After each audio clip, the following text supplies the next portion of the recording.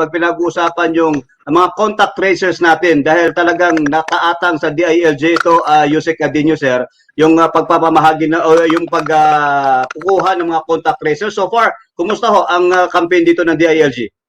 Maganda naman ang pagkuha namin ng contact tracer, ano? Kaya lang siyempre isa ako sa nalulungkot.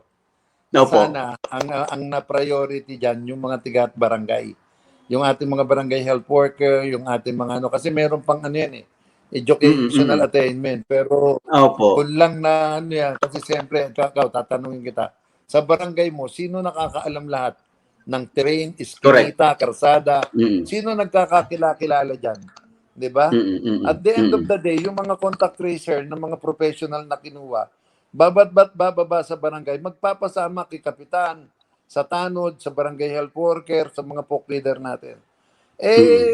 Biro mo kung ang ang binigyan natin, yung mga barangay tanod na tsaka yung mga health worker natin diyan.